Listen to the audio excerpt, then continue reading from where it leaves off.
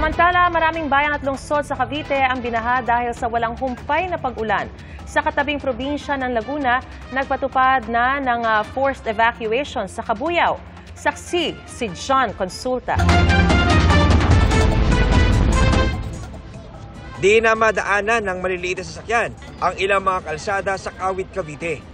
Lubog sa baha ang halos lahat ng 23 barangay ng Kawit tulad ng barangay Panamitan na umapaw na ang ilog sa sobrang laki raw ng volume ng ulan na bumagsak ngayong araw na sinabayan pa ng high tide. Ang 25 anyos na si Jolina, kabuwanan na ngayong July, pero kinailangan daw lumusong sa baha para pagkakitaan ang kanyang mga pasan na ginawang kakanin. Gaano kahirap yung sitwasyon? Sobra po. Lalo pag walang makain ka na. Kaya kailangan magtinda po. Kahit baha na po. Pinasok na ng baha ang loob ng ilang mga bahay sa Kawit. Kaya ang mga gamit ni Mang Leslie nakaangat na sa mas mataas na lugar kanina pang alas 4 ng madaling araw. Kaming dalawa ng miss ko, ginising ko na rin yung pinsan ko na mag-aangat ng mga paninda. Tapos yung mga rep namin, inangat na rin namin.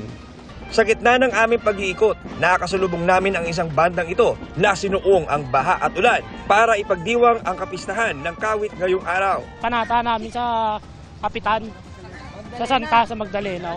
Sa kataring bayan ng Noveleta, nagmistulang parking lot na ang mataas sa kalsadang ito sa dami ng mga sasakyang nakaparada sa magkabilang panig na kalsada para lang di malubog sa baha.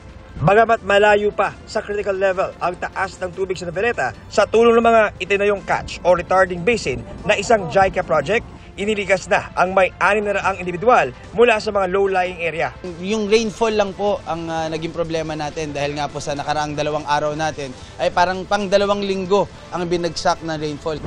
Lubog din sa baha ang bayan ng Rosario, kaya ang iba, bangka na ang sinasakyan. Sa Barangay Poblacion 3 sa Cabuyao, Laguna, nagpatupad ng forced evacuation matapos tumaas ang tubig sa ilog. 12 sa 15 barangay naman sa San Mateo, Rizal ang binaha gaya sa Barangay Mali. May mga bahay na pinasok ng tubig at meron ding mga nasirang gamit. Problema rin ng ilan ang tumigil na kabuhayan. Kaya si Leonora umalis muna ng evacuation center at sumuong sa baha para makapagtinda ng tinapa. Hindi aniya sapat na umasa sa relief goods sa evacuation center.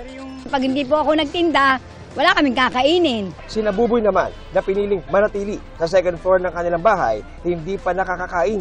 Umaasa lang kami sa hanap buhay namin araw-araw. Pang hanap buhay namin, pag uwi, kain, yun makakain. Pag wala hanap buhay, ganito, gutom kami.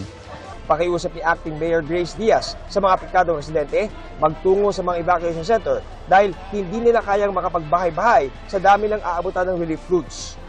Sa katabing bayan ng Rodriguez, 8 sa 11 barangay ang apektado. Wala nang natirang pader sa bahay ni Jerry para may masilungan ang 3 anak. Sa lakas daw ng tubig kahapon, nasira naman ang pader ng bahay ni Aling Marilu na nasira na rin noong bagyong Karina. Sana po may tumulong po sa amin. Malakas ang ragasa ng tubig na umapaw mula sa Wawa Dam at umagos sa bayan. Pero ang mas nagpapalala raw ng problema nila, hindi ang Wawa Dam, kundi ang mga flood control project ng DPWH. I think there is something wrong with the design. Instead kasi na malapad ang ilog, committed eh. Imagine yung ilog namin dito sa Montalban, it used to be 200 meters wide. No? Ngayon, kung matatapos yung project, kasi pina-hold ko yung isang part ng project dun eh. Ngayon kasi mangyayari sa mga 60 meters wide na lang. So magkakaroon ng embudo effect. Sinusubukan pa namin kunin ng pahayag ang DPWH. Para sa GMA Integrated News, ako si John Consulta, ang inyong saksi. Mga kapuso, maging una sa saksi. Mag-subscribe sa GMA Integrated News sa YouTube para sa iba't ibang balita.